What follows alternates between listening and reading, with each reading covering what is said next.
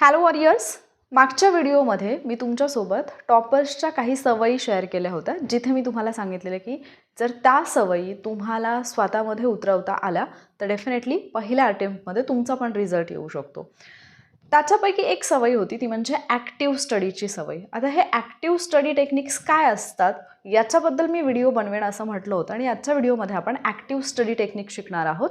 म्हणजेच अभ्यासाच्या अशा काही पद्धती ज्या पद्धतीने तुम्ही जर अभ्यास केला तर डेफिनेटली तो अभ्यास तुमच्या जास्त कालावधीसाठी तर लक्षात राहीलच, पण त्यापेक्षाही पुढे जाऊन एक्झाम हॉलमध्ये जेव्हा आपण बसलेलो असतो आणि एक्झाम स्ट्रेसमुळे आपल्याला काहीही आठवत नाही किंवा अगदी दोन दोन पर्याय जे आहेत त्याच्यामध्ये कन्फ्युजन होतं, कधी कधी सगळेच ऑप्शन जे आहेत ते योग्य वाटायला लागतात, या सगळ्या कन्फ्युजनमधून तुम्ही बाहेर याल. सो ॲक्टिव्ह स्टडी टेक्निकमधली सगळ्यात पहिली टेक्निक येते ती म्हणजे सेल्फ टेस्ट करणं किंवा क्वीज जे आहे ते घेणं. म्हणजे काय तर ज्यावेळेला तुम्ही एखादा टॉपिक अभ्यासताय, तो टॉपिक अभ्यासल्यानंतर तुम्ही तो टॉपिक तुम्हाला किती समजला आहे हे पाहण्यासाठी प्रत्येक टॉपिकनंतर स्वतःची एक टेस्ट घ्यायला पाहिजे. ही तुम्ही दोन पद्धतीने करू शकता. एकतर टॉपिक वाचल्यानंतर तुम्ही स्वतःसाठी काही प्रश्न काढून ठेवू शकता. अगदी टॉपिक अभ्यासताना सुद्धा तुम्ही काही प्रश्न जे आहेत ते तयार करू शकता आणि त्याच्यानंतर मे बी एका दिवसाच्या गॅपनंतर पुन्हा ते जे प्रश्न आहेत ते सोडवण्याचा प्रयत्न करून पाहू शकता की मी काल अभ्यासलेला टॉपिक मला आज किती आठवतोय किंवा त्यातलं मला किती समजलं. किंवा एखादा टॉपिक झाल्यानंतर त्याच्यावरचे जे PYQ आहेत ते सोडवून तुम्ही पाहू शकता की हा टॉपिक मला खरंच समजला आहे का. कुठलाही टॉपिक अभ्यासल्यानंतर फक्त तो माझा पाठ झाला आहे हे सॅटिस्फॅक्शन इम्पॉर्टंट नसतं. त्या टॉपिकवरती येणारे क्वेश्चन्स मला सोडवता येत आहेत का हे जास्त इम्पॉर्टंट असतं. त्यामुळे प्रत्येक टॉपिक झाल्यानंतर जर तुम्हाला ॲक्टिव्ह स्टडी टेक्निक फॉलो करायचे असतील तर प्रत्येक टॉपिक झाल्यानंतर त्याच्यावरचे जास्तीत जास्त प्रश्न जे आहेत ते सोडवण्याचा प्रयत्न करा. याच्यातून तुमचा टॉपिक जो आहे तो परफेक्ट व्हायला मदत होते. ठीक आहे. आता या गोष्टीमुळे काही कन्सेप्ट, काही फॅक्ट जर तुमच्या राहिल्या असतील, मे बी ते तुमच्याकडून मिस झालं असेल तरी तुमच्या लक्षात येऊ शकतं. ठीक आहे. त्याच्यामुळे पहिली गोष्ट तर ही करा की कुठलाही टॉपिक अभ्यासल्यानंतर तुम्हाला टेस्ट सोडवायची आहे किंवा सेल्फ टेस्टिंग करायचं आहे किंवा त्याच्यावरचे काही क्विज जे आहेत ते सॉल्व्ह करायचे आहेत. याच्यानंतर दुसरी टेक्निक येते दॅट इज फेनमॅन टेक्निक. याच्याबद्दल मी ऑब्वियसली आपलं जे प्रूव्ह युअर सेल्फ चॅलेंज आहे हे सुद्धा याच्यावरतीच आधारित आहे. कारण आपण बऱ्याचदा अभ्यास तर करतो, रिव्हिजन करतो आणि त्याच्यानंतर काय होतं की ज्यावेळेला एक्झाममध्ये प्रश्न येतो त्यावेळेला मात्र आपण जे वाचलेलं नाही आहे किंवा आपण जो टॉपिक वाचला आहे त्याच्यातून जरी प्रश्न आला असेल तरी ऐन वेळेला आपल्याला आठवत नाही. आपल्याला असं वाटतं की अरे हे तर माझ्या नजरेखालून गेले पण हे मला आठवत नाही आहे. किंवा ज्यावेळेला एक्झाम हॉलमधून आपण बाहेर येतो आणि पुस्तक उघडून पाहतो तेव्हा लक्षात येतं की अरे हे तर इथेच होतं, हे माझ्या नजरेतून कसं सुटलं. तर फेनमॅन टेक्निकमध्ये काय करायचं, कुठलाही चॅप्टर अभ्यासल्यानंतर तो आपल्याला इझी लँग्वेजमध्ये समजून सांगता आला पाहिजे. उदाहरणार्थ मी सायन्सचे काही व्हिडिओज घेतलेले होते. तुम्ही सायन्स बाय वॉरियर ऑफिसर ही प्लेलिस्ट सर्च करू शकता. तर त्याच्यामध्ये सायन्समध्ये बऱ्याचशा कन्सेप्ट आपल्याला फार अवघड वाटतात. अवघड इन द सेन्स की ते समजतच नाही. ज्यांचं सायन्स बॅकग्राऊंड नाही आहे त्यांना तर बिलकुलच समजत नाही आणि मग अशी मुलं सायन्स हा सब्जेक्ट स्किप करतात, ज्याच्यामुळे बऱ्याचदा रिझल्टच येत नाही. पण मी जे काही सायन्सचे लेक्चर्स घेतलेले आहेत ते जर तुम्ही पाहिलं तर मी खूप मुलांच्या बाबतीत पाहिलं, अगदी आत्ताच्या कंबाईंड ग्रुप बीला मुलांनी 13-14 मार्क्स घेतलेत 15पैकी सायन्समध्ये.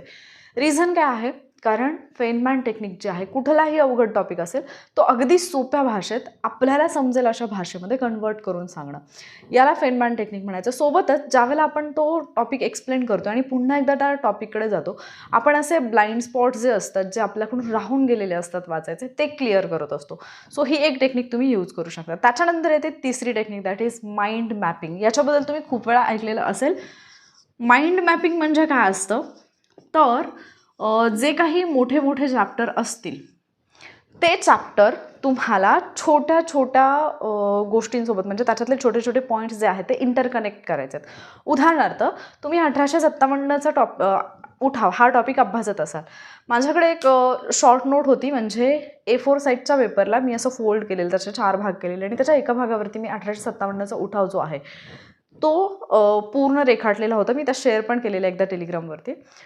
सो आता हा खूप मोठा टॉपिक आहे. म्हणजे 1857चा उठाव अभ्यासायचा तर तुम्हाला त्याची पार्श्वभूमी माहिती असावी लागते. त्यावेळेला मग तुम्हाला सामाजिक कारणं कोणती होती, आर्थिक कारणं कोणती होती, राजकीय कारणं कोणती होती, धार्मिक कारणं कोणती होती, तात्कालिक कारण कोणतं होतं, ही सगळी कारणं त्यावेळेला पाहावी लागतात. त्याच्यानंतर मग एक्झॅक्टली उठावाची सुरुवात कुठून झाली, उठाव कसा पसरत गेला, कुठल्या ठिकाणी उठाव झाला, कोणत्या ठिकाणच्या उठावाचं नेतृत्व कोणी केलेलं होतं, तिथे असणारा ब्रिटिश अधिकारी कोण होता, त्याच्यानंतर उठावाचा परिणाम काय झाला, कोणी ब्रिटिशांना साथ दिली, कोणी ब्रिटिशांना साथ दिली नाही, उठाव झाल्यानंतर झालेले जे परिणाम आहेत, मग त्याच्यामध्ये प्रशासकीय बदल झालेले असतील, सैनिकांच्या रचनेमध्ये झालेले बदल असतील, हे तर आहेत. पण त्यासोबतच उठावाच्या बाबतीत ज्या काही व्यक्तींनी भाष्य केलं, की काही व्यक्तींनी उठावाला स्वातंत्र्य युद्ध म्हटलं, काहींनी मात्र शिपायांची भाऊगर्दी म्हटलं, हे सेग्रिगेशन करणं म्हणजे फार मोठा वास्ट असा टॉपिक आहे. पण आपल्याला प्रत्येक वर्षी त्याच्यावरती प्रश्न दिसतो, म्हणजे आपण तो टॉपिक स्किप तर नाही करू शकत. असे जे टॉपिक असतील ते छोटे छोटे पॉईंट्स जे त्याच्यातले आहेत ते तुम्हाला इंटरलिंक करता आले पाहिजेत. किंवा मग एकाच पेजवरती छानपैकी ट्री डायग्राम म्हणा किंवा माइंड मॅप म्हणा, हे तयार करून तुम्हाला ते उतरवता आलं पाहिजे, की कितीही मोठा टॉपिक असला तरी तो माझा काही मिनिटांमध्ये रिवाईज झाला पाहिजे. ही झाली एक ॲक्टिव्ह स्टडीची टेक्निक. आणि याचा सगळ्यात जास्त फायदा काय होतो, की जेव्हा तुम्ही स्वतः या गोष्टी केलेल्या असतात, एक्झाम हॉलमध्ये जेव्हा प्रश्न येतो, तुम्हाला ॲज इट इज ते पिक्चर जे आहे ते तुमच्या डोळ्यासमोर दिसतं, ते तुम्ही व्हिज्युअलाइज करू शकता. कारण याचा अनुभव मी आत्तापर्यंतच्या खूप एक्झाम्समध्ये घेतलेला आहे. माझी एक सवय, की मला नेहमी म्हणजे मी भिंतीवरती वगैरे खूप सगळे चार्ट्स लावायचे, खूप सगळ्या नोट्स लावायचे. रेग्युलर जिथे काम करते तिथे सुद्धा, इव्हन मी रूममध्ये जिथे झोपायचे तर माझ्या झोपण्याच्या जागेच्या वरती छताला सुद्धा मी काही नोट्स ज्या आहेत त्या स्टिक करून ठेवलेल्या, की रात्री झोपताना सुद्धा आपण फोन पाहण्याऐवजी झोपल्यानंतर आपण वरच्या नोट्स वाचू शकतो. तर काही जणांना हे हास्यास्पद वाटेल, बट माझे काही स्टुडंट आहेत जे अजूनही या सगळ्या टेक्निक्स फॉलो करतात. तुम्ही करता की नाही मला नक्की सांगा. आणि मग त्याचा फायदा असा व्हायचा, की एका मिनिटाला म्हणजे जेव्हा पण आपण इकडून तिकडून फिरतोय, सहज नजर जरी पडली तरी काहीतरी अभ्यासाचं दिसायचं. आणि हे करायचं कारण एवढंच होतं, की घरामध्ये एक कॅलेंडर होतं, त्याच्यावरती लिहिलेली एक लाईन, जी की मी जाणून बुजून कधीच वाचली नाही. इंग्लिशमधलं असं भलं मोठं वाक्य, पण ते माझं पाठ झालेलं आणि मी जस्ट असं जाता येतं ते बोलायचं. आणि मग मला रिअलाईज झालं, की अरे आपण जर ज्या गोष्टीकडे लक्ष देऊन वाचतही नाही आहोत किंवा जी गोष्ट लक्षात ठेवण्यासाठी प्रयत्नही नाही करत आहोत, ती गोष्ट जर आपल्या लक्षात राहू शकते अशी सतत डोळ्यासमोर असल्यामुळे, तर डेफिनेटली आपल्या अभ्यासाच्या गोष्टी पण जर सातत्याने डोळ्यासमोर राहिल्या तर त्या लक्षात राहतील. आणि जेव्हा त्या तुम्ही माइंड मॅपच्या फॉर्मॅटमध्ये लिहिलेल्या असतात, तुमच्या ब्रेनला स्ट्रक्चर्स समजतात. त्याच्यामुळे ज्यावेळेला तुम्ही ते स्ट्रक्चरल फॉर्मॅटमध्ये लक्षात ठेवता तर ते जास्त कालावधीसाठी लक्षात राहतं. त्याच्यानंतर पुढची गोष्ट येते चौथी, आणि इथेच आपण सगळ्यात जास्त मोठी चूक करत असतो, दॅट इज ॲक्टिव्ह रिकॉल. म्हणजे आपल्याला एक सवय असते, की आपण एखादा टॉपिक वाचला, रिव्हिजन करायची, की आपण परत पुस्तक घेतो आणि परत एकदा तो टॉपिक वाचून काढतो.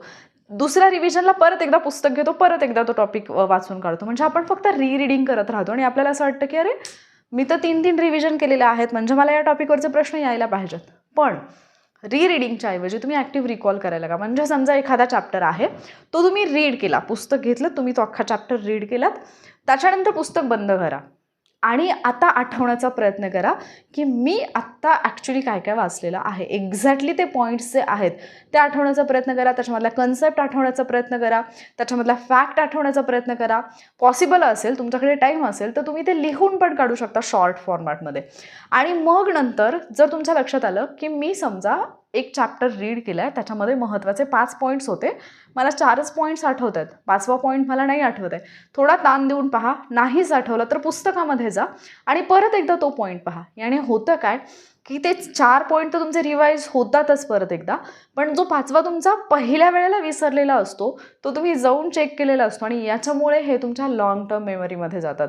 त्यामुळे ॲक्टिव्ह रिकॉल ही सगळ्यात बेस्ट टेक्निक आहे कुठलाही घटक जास्त कालावधीसाठी लक्षात ठेवण्यासाठी, समजून घेण्यासाठी आणि त्याच्याही पुढे जाऊन एक्झाम हॉलमध्ये त्या प्रश्नांची उत्तरं देण्यासाठी. त्यामुळे इथून पुढे कुठलाही टॉपिक रीड केला, टेक्स्टबुक नंतर बंद करायचं आणि जेवढं काही वाचलं ते आठवण्याचा प्रयत्न करायचा. डेफिनेटली तुम्हाला याचा फायदा होईल.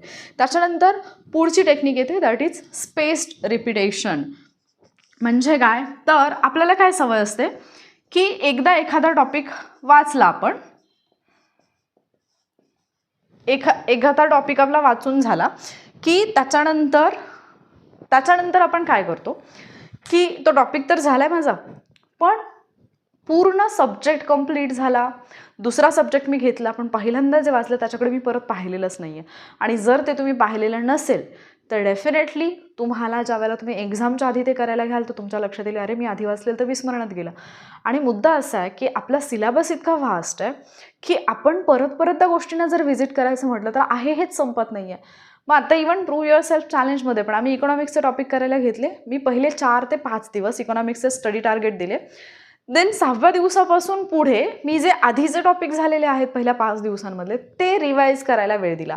रिझन काय की जर तुम्ही आधी काहीतरी अभ्यासले आणि तुम्ही तसेच जर सलग तुम्ही 30 टॉपिक अभ्यासत गेलात तर 30व्या टॉपिकला पोहोचेपर्यंत पहिला जो टॉपिक तुम्ही रीड केला आहे तो ऑब्व्हियसली तुमचा विसरणार आहे. सो काही कालावधीनंतर तो तुम्ही आठवणं, त्याला परत एकदा तुम्ही पाहणं, रिव्हिजिट करणं, रिवाईज करणं हे फार गरजेचं आहे. आणि त्याच्यामुळे ठराविक अंतरानंतर मे बी आज एखादा टॉपिक अभ्यासला, संध्याकाळी तर तो एकदा परत रिकॉल करण्याचा प्रयत्न कराच, पण त्याच्यानंतर 2 दिवसानंतर किंवा 7 दिवसानंतर 15 दिवसानंतर असे एक टप्पे ठेवा की ज्यावेळेला तुम्ही आधी केलेला जो अभ्यास आहे तो कम्प्लिटली रिवाईज कराल. ज्यावेळेला तुम्ही अशा पद्धतीने रिवाईज करता तर ते जास्त कालावधीसाठी लक्षात राहतं. त्याच्यानंतर पुढची गोष्ट येते, पुढची टेक्निक येते, दॅट इज प्रॉब्लेम सॉल्विंग. लक्षात ठेवा, आपल्या मेंदूला आहे ना एखादी गोष्ट नॉर्मली शिकवली तर ती जितकी लक्षात राहते त्याच्यापेक्षा जास्त जर ती प्रॉब्लेमच्या फॉर्मॅटमध्ये सांगितली तर जास्त लक्षात राहते. म्हणजे उदाहरणार्थ तुम्हाला एखादी कार दिली आहे, छोटीशी खेळण्यातली कार दिली आहे आणि तुम्हाला जस्ट पिक्चर फॉर्मॅटमध्ये सांगितलं की या कारचा पार्ट इथे आहे, या कारचा म्हणजे कारचे जे पार्ट्स आहेत वेगळे वेगळे ते असे असे आहेत, हे जस्ट तुम्हाला सांगितलं आणि तुम्ही ते अभ्यासले. तर तुम्ही जेवढे ॲक्टिव्हली ते जर सगळे सेपरेट केलेले पार्ट्स असतील आणि परत जर तुम्हाला ती कार बनवायची असेल तर तुम्हाला ते थोडंसं कठीण जाईल. पण त्याच्याऐवजी जर तुम्हाला प्रत्यक्षात ते सगळे पार्ट्स जे आहेत ते दाखवले किंवा एखादा पार्ट मिसिंग असेल, तुम्हाला कुठल्या तरी प्रॉब्लेममध्ये टाकलं आणि तुमच्या ब्रेनला जर करायला सांगितलं तर ते जास्त लक्षात राहतं. रिझन हे की ज्यावेळेला आपण प्रॉब्लेममध्ये अडकलेलो असतो त्यावेळेला आपला ब्रेन त्या प्रॉब्लेममधून बाहेर पडण्यासाठी सोल्युशन शोधत असतो. आणि म्हणून जेव्हा तुम्ही अभ्यास पण करताय, कुठलाही टॉपिक अभ्यासल्यानंतर त्याच्यावरचे प्रॉब्लेम्स जे आहेत ते तुम्ही सॉल्व्ह करायचे किंवा ते जे आहे जेवढं पण टॉपिक तुम्ही अभ्यासला आहे त्याचं ॲप्लिकेशन करायला शिकायचं. म्हणजे हे कुठे ॲप्लाय होतं आहे हे पाहणं जास्त गरजेचं आहे. फॉर एक्झाम्पल, तुम्ही हिस्ट्रीचा एखादा टॉपिक अभ्यासलात तर ज्यावेळेला तुम्ही दिनविशेष पाहताय, आज एखादी खास घटना झालेली आहे तर त्यावेळेला ते आठवण्याचा प्रयत्न करा की मी याच्याबद्दल हिस्ट्रीमध्ये काय काय ऐकलेलं आहे. आपण नॉर्मली खूप सगळ्या न्यूज ऐकतो पण आपण कधीच आपल्या स्टडीशी त्या न्यूजना रिलेट करत नाही. आपण न्यूज फक्त करंट अफेअर्स मला करायचं आहे, पाठांतर करायचं आहे या दृष्टीने ऐकतो. जर महाराष्ट्रातल्या ठराविक एखाद्या ठिकाणी एखादी घटना घडलेली असेल आणि आपण तिच्याबद्दल काही ऐकलेलं असेल, भलेही ती घटना आपल्या अभ्यासाशी संबंधित नसू देत, पण किमान तुम्ही इतकं तरी करू शकता की ज्या ठिकाणी ती घटना घडलेली आहे ते ठिकाण प्राकृतिकदृष्ट्या माझ्या अभ्यासाशी कसं रिलेटेड आहे किंवा तिथलं असं काही वैशिष्ट्य आहे का जे मला अभ्यासणं गरजेचं आहे, किंवा तिथे कुठल्या प्रकारचं पर्जन्य आहे, तिथे कुठल्या प्रकारची वनसंपत्ती आहे, तिथे कुठल्या प्रकारची मृदा आहे, हे जे काही अभ्यास तुम्ही केलेला आहे, जे काही नॉलेज तुम्ही मिळवलेलं आहे ते थोडंसं ॲप्लाय करायचं, प्रॉब्लेम सॉल्विंग मोडमध्ये जायचं. ॲटोमॅटिकली त्या गोष्टी तुमच्या लक्षात राहतात. त्याच्यानंतर पुढची गोष्ट येते, दॅट इज पिअर स्टडी किंवा टीचिंग. आता याच्यामध्ये लक्षात ठेवा, एखादी गोष्ट ज्या वेळेला तुम्ही अभ्यासता ॲज अ स्टुडंट म्हणून अभ्यासता आणि ज्यावेळेला तुम्हाला ती कोणाला तरी शिकवायची आहे म्हणून अभ्यासता, याच्यामध्ये फार डिफरन्स असतो.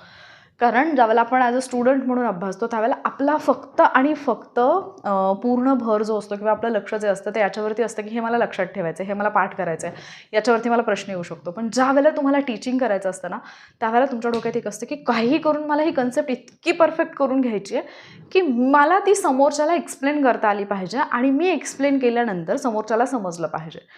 शिवाय एकदा तुम्ही शिकवणं म्हणजे 2 ते 3 वेळा स्वतः रीडिंग करण्यासारखं असतं. त्याच्यामुळे जर तुम्ही ग्रुपमध्ये स्टडी करत असाल, तुमच्यासोबत कोणी असेल त्यांना शिकवा किंवा इमॅजिनरी स्टुडंट उभे करा आणि त्यांना ती गोष्ट शिकवा. तुम्ही शिकवलेला टॉपिक तुमच्या खूप चांगल्या लक्षात राहील. पण इथे एक अट आहे, ती म्हणजे तुम्हाला ॲज अ टीचर शिकवावं लागेल. बऱ्याचदा काही टीचर्सना जशी सवय असते की पुस्तक समोर घ्यायचं, फक्त वाचून दाखवायचं किंवा स्लाईडवरती जे दिसते ते फक्त वाचून दाखवायचं, त्यांनी अभ्यास होत नाही.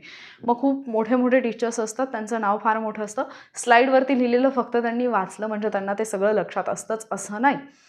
तुम्हाला जर ही टेक्निक वापरून लक्षात ठेवायचं असेल तर त्याचा अर्थ असा होतो की जे काही मी शिकवणार आहे किंवा जो कुठला टॉपिक मला अभ्यासायचा आहे तो मी इतका व्यवस्थित अभ्यासला पाहिजे की समोरच्याला मी ते शिकवल्यानंतर त्याला ते समजेल पण ते माझ्याही कायम लक्षात राहील. ठीक आहे. आणि त्याच्यानंतर सगळ्यात इम्पॉर्टंट येतं की हे जे काही 7च्या 7 ॲक्टिव्ह स्टडी टेक्निक्स पाहिले याच्यातली मोस्ट इम्पॉर्टंट गोष्ट तुमच्या लक्षात आली असेल की जेव्हा आपण रीडिंग करतो, ज्यावेळेला आपण पॅसिव्ह स्टडी करतो त्यावेळेला आपण फक्त आपले डोळे जे आहेत ते वापरतो, याच्या व्यतिरिक्त आपण काही करत नाही, त्याच्यावरून फक्त नजर फिरवतोय. पण ज्या वेळेला आपण ॲक्टिव्ह स्टडी करतोय त्यावेळेला तुमचा ब्रेन तर त्याच्यामध्ये इन्व्हॉल्व आहेच, पण सोबत तुमचे हातही त्याच्यामध्ये इन्व्हॉल्व आहेत, कारण तुम्ही काही ना काहीतरी लिहिता. या प्रत्येक गोष्टीमध्ये तुम्हाला तुमचे जे बॉडी पार्ट्स आहेत ते इन्व्हॉल्व करावे लागतात. तुम्ही टीच करत असाल तुम्हाला तुमचं तोंड वापरावं लागतं, ऑब्व्हियसली तुमचे आईज त्याच्यामध्ये इन्व्हॉल्व आहेत. प्रत्येक गोष्ट तुमची म्हणजे तुमचे बॉडी पार्ट्स तुम्ही फिजिकली तर तिथे प्रेझेंट आहात, तुम्हाला मेंटली प्रेझेंट राहणं पण गरजेचं राहते. आणि याच्यामुळे जेव्हा तुम्ही ॲक्टिव्ह स्टडी करता तर ते तुमच्या जास्त कालावधीसाठी लक्षात राहतं. ठीक आहे. म्हणजे तुम्ही लिहिताय पण, तुम्ही बोलताय पण, तुम्ही टेस्ट पण देताय. या सगळ्या प्रोसिजरमधून जेव्हा तुम्ही जाताय त्यावेळेला त्या गोष्टी तुमच्या जास्त चांगल्या पद्धतीने लक्षात राहतात. पण याच्या उलट जर तुम्ही फक्त पॅसिव्ह स्टडी म्हणजे फक्त रीडिंग करत असाल तर त्याचं आउटपुट हे निश्चितपणे या सगळ्या टेक्निक्सनी केलेल्या अभ्यासापेक्षा कमीच असणार आहे. मग आता मला सांगा की ॲक्टिव्ह स्टडी टेक्निकची कुठली टेक्निक अशी आहे याच्यापैकी जी तुम्हाला जास्त युजफुल वाटते आणि तुम्ही ते आत्ता एखाद्या टॉपिकसाठी अप्लाय करून पाहणार आहात, हे मला कमेंट करून सांगा. हे टेक्निक्स तुम्हाला युजफुल वाटले असतील तर कमेंट करायला विसरू नका, व्हिडिओला लाईक आणि शेअर करायला विसरू नका. आणि असेच व्हिडिओज आपल्या या प्लॅटफॉर्मच्या माध्यमातून मी तुमच्यासाठी घेऊन येत असते. कंबाईंड ग्रुप बी पूर्व परीक्षा 2026साठी 110 दिवसांचं एक फ्रीवालं चॅलेंज आपल्या यूट्यूब चॅनलवरती सुरू आहे. तुम्ही ते जॉईन केलं नसेल तर जॉईन करून घ्या, कारण तिथे तुम्हाला स्टडी टार्गेट मिळतात. प्लस टेलिग्रामवरती त्या स्टडी टार्गेटशी रिलेटेड असणारे व्हिडिओज पण मी शेअर करत आहे, जिथून तुम्ही येणाऱ्या कंबाईनसाठी अगदी सेल्फ स्टडी जरी करत असाल तरी खूप चांगल्या पद्धतीने तयारी करू शकाल, शिवाय रिझल्ट पण घेऊन येऊ शकाल. त्यामुळे जर तुम्हाला ते चॅलेंज फॉलो करायचं असेल तर चॅनलला सबस्क्राईब करायला विसरू नका. आणि असेच व्हिडिओज पाहण्यासाठी डेफिनेटली कमेंट करा, सबस्क्राईब करा आणि स्टे ट्यून्ड. लवकरच भेटूयात पुढच्या लेक्चरमध्ये. थँक्यू.